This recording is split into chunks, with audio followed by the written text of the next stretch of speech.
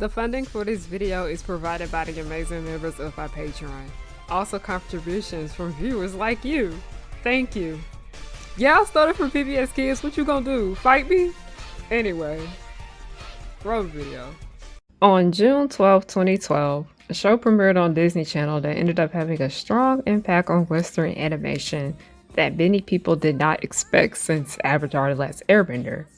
That series being Gravity Falls. What is the show about? Two twins who spend a summer in Oregon with their great uncle who is a con artist in a town where weird shit happens all the time. And this silly little mystery cartoon ended up being well loved by not only critics, but regular people. Everywhere you went on the internet, you saw something about Gravity Falls. Even to this day, this shit is still everywhere. Theory videos and reviews on YouTube, Twitter, Instagram, Tumblr. Oh, okay. Gravity Falls straight up ran Tumblr, and it still does to a certain extent.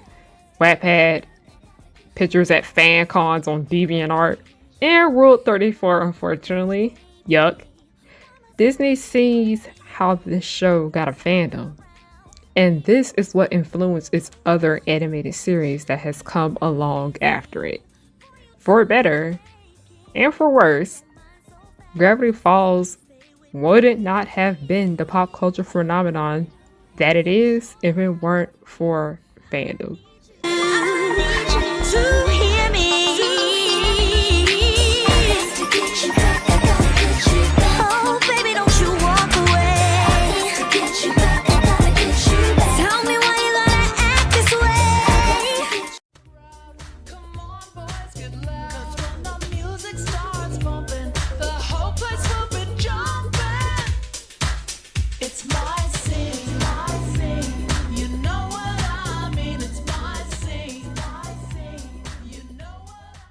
I know y'all have gotten on here and seen me in this shirt probably 5 times. I do not care. I have a thing called the washing machine. You guys should invest in one. Or at least go into the laundromat to use it. Hey y'all, it's Harriyanna and I'm back with another video. Hi, hello, how are you guys doing? My name is Harriyanna and welcome back to the pirate ship, also known as Harry Hook's pirate ship. I am the captain, you were not my first mate. I don't got no first mate because you wanna know why? Bring your ear closer to the speaker so you can hear me clearly. Nobody's worthy of being the first mate, but hi, hello, how are you guys doing? My name is Harriyanna and I like to make content based off nostalgia and family children's entertainment and all the issues that I find within those spaces. Now today, I want to apologize just in case y'all hear like rain and stuff going on outside. It has been storming on and off today, and as soon as I started recording this, it started up again.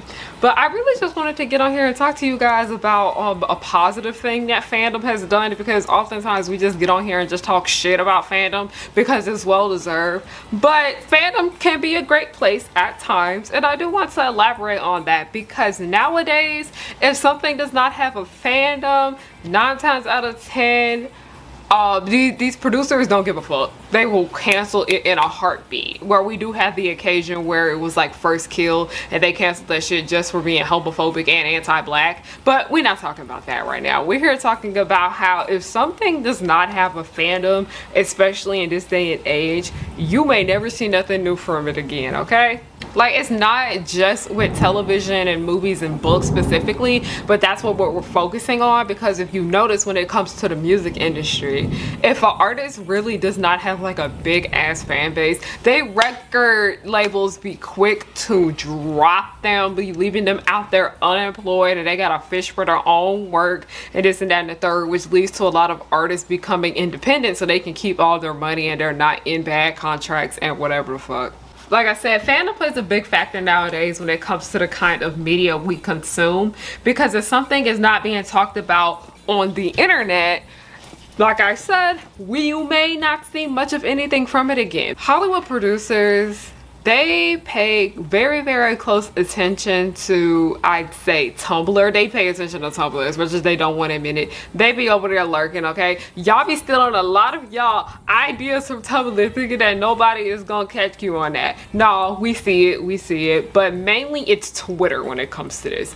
If it is a hot topic on Twitter and it is trending, and if you can get your show or movie to trend on Twitter, It's guaranteed to have some type of fandom, and then it gets back to the producers, it gives back to the cast and crew, and they're like, let's bring more of this into this world. If something is not being discussed on the internet, you will probably never hear much of anything from it again. Because I kid you not, I want to use Descendants as an example.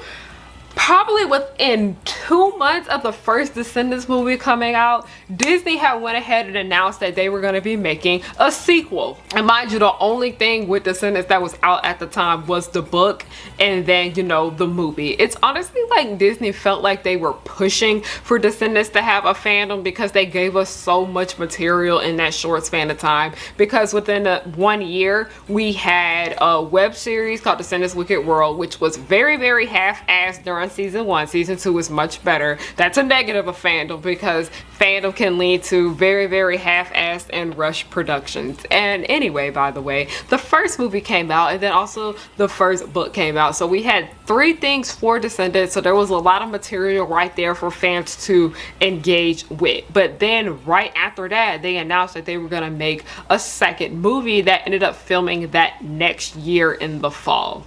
The thing about this is, which is funny, because while Descendants is, you know, intended for small children, it ended up getting a fan base of teenagers and adults. I kid you not.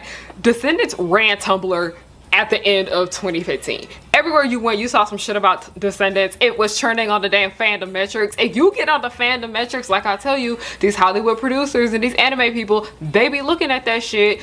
Hi, editing me here. As you guys see, I still am having eczema on my face. Be nice.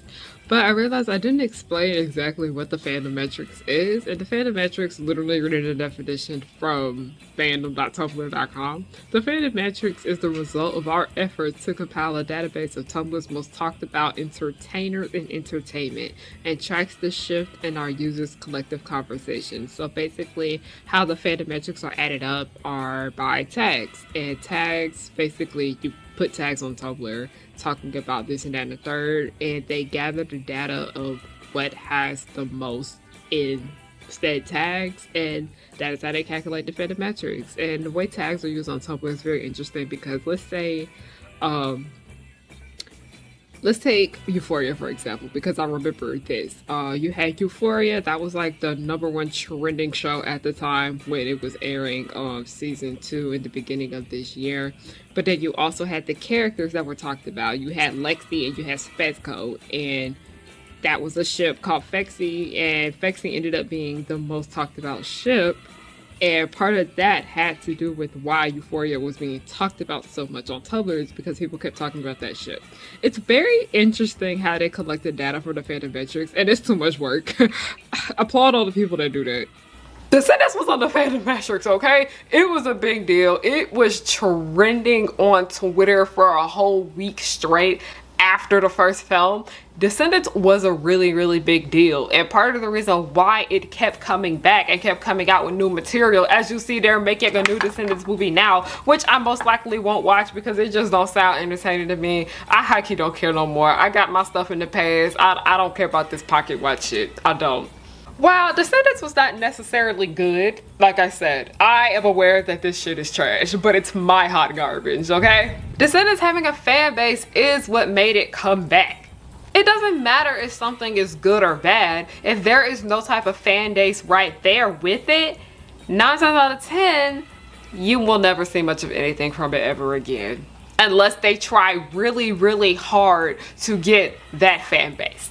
And part of the reason why fandom is so important and why so many bad things or good things get fandoms is because of representation. As you guys know, we talk about the importance of representation and why it matters oftentimes here on this channel. But when it comes to representation, it's representation that's very well needed.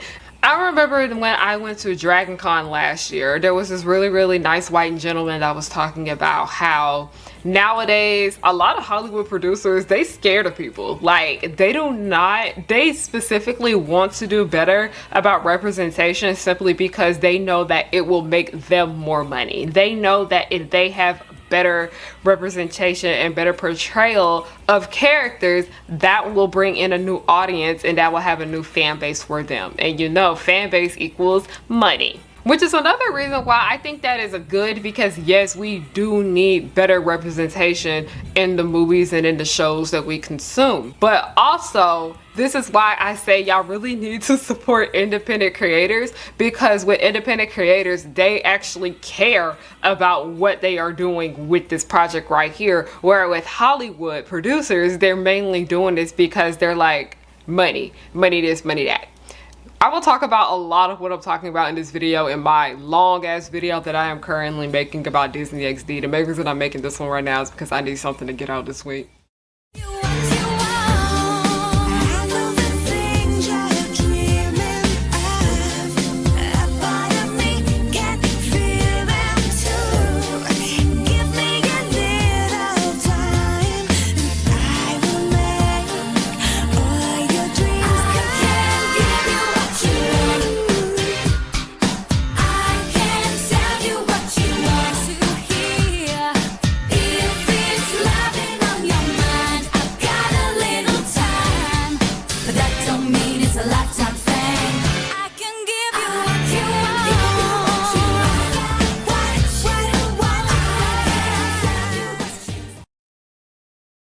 I remember in the past when it came to cartoons were simply created for the sake of selling merchandise. Like plenty of the 80s and 90s cartoons, the reason why a lot of them don't hold up to today is because they were simply made for the sake of aesthetics. Cartoons were just used as long ass commercials because they wanted to sell something. People are more likely to buy something, a toy wise, if they have something there with it. Like I said, the only case of this I really can remember where a doll can actually sell without having merchandise, or a TV show or a movie, anything like that, was Barbie and them ugly ass Cabbage Patch Kid dolls. I'm sorry, them dolls was just so fucking ugly. I can't do them.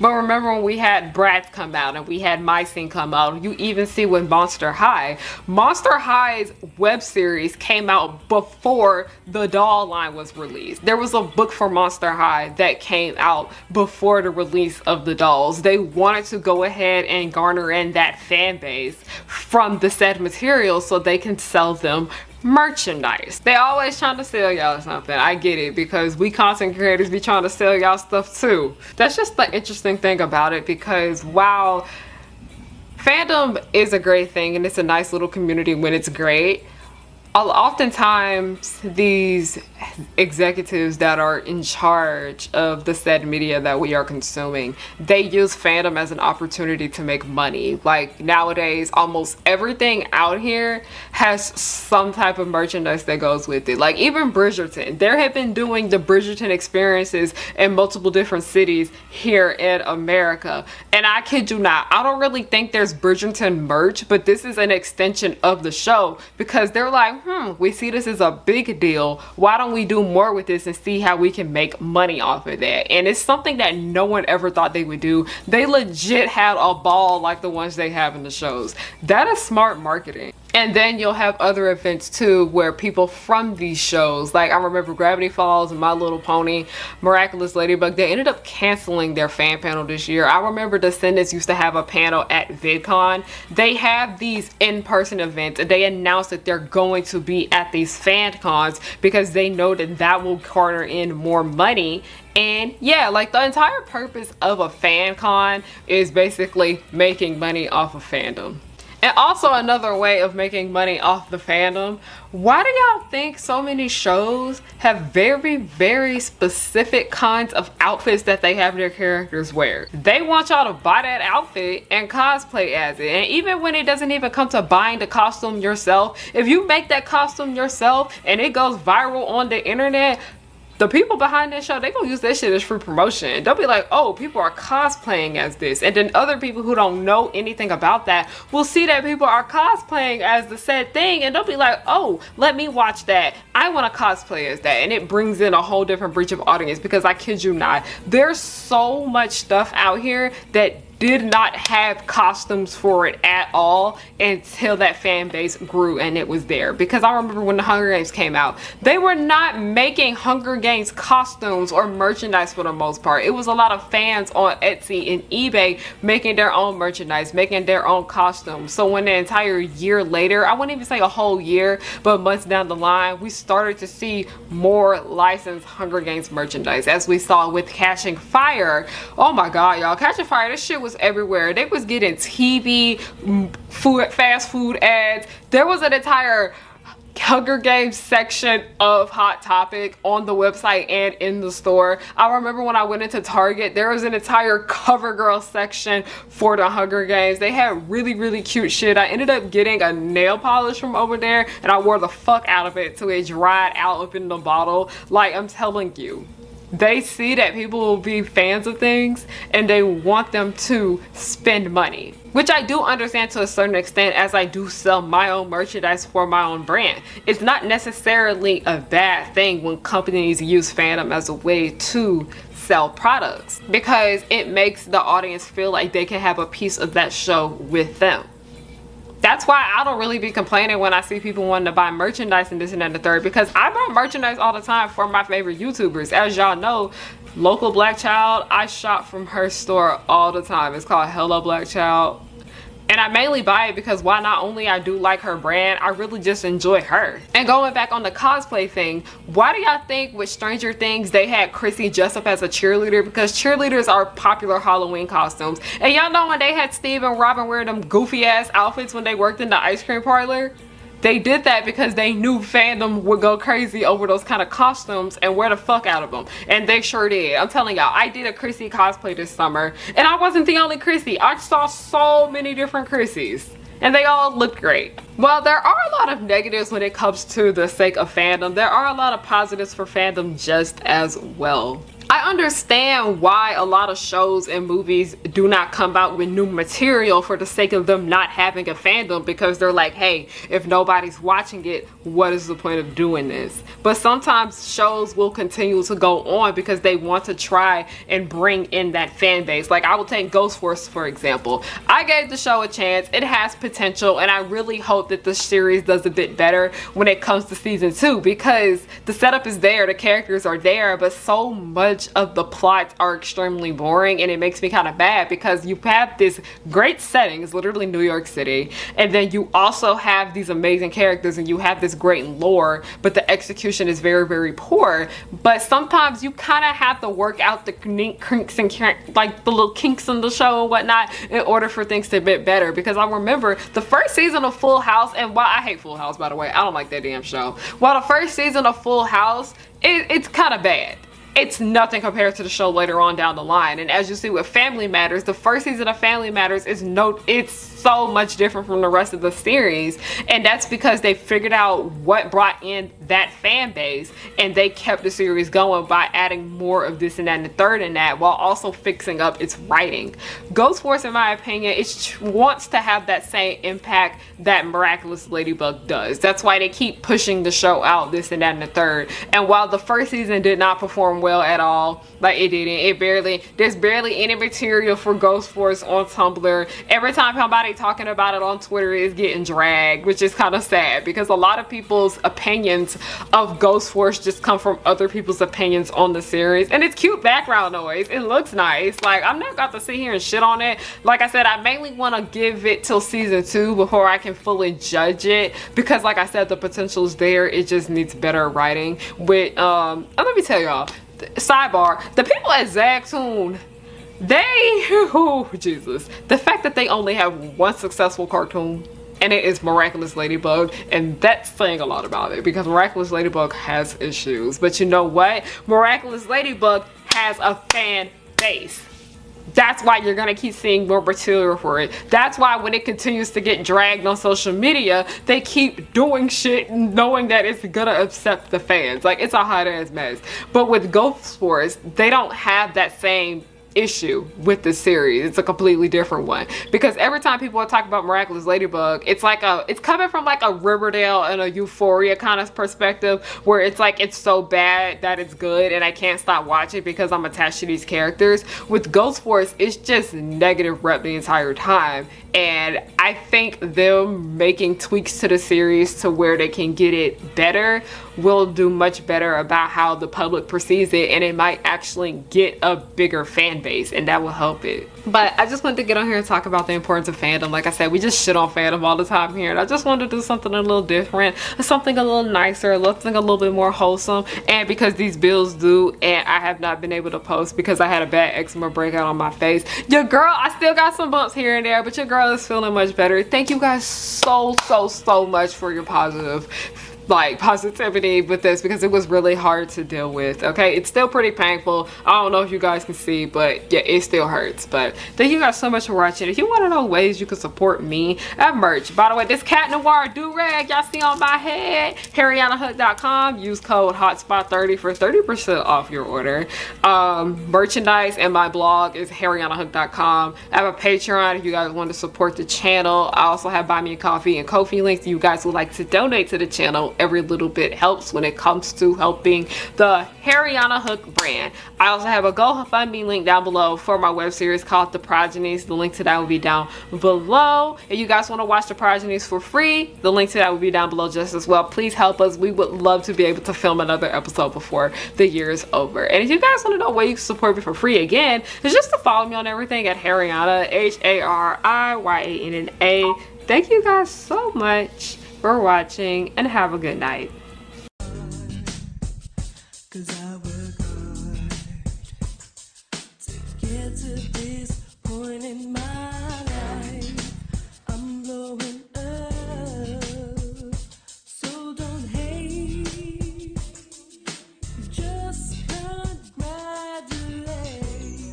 The Powerpuff Girls will just blow your mind. Buttercup like villains 3 at a time. Bubbles will smile while kicking your butt, and Blossom will lead them out of their rut. Cherish and Powerpuff, 2 of a kind. Both wanna save the world before bad times. From Townsville, Memphis, New York to LA, the Powerpuff Girls are just here to stay.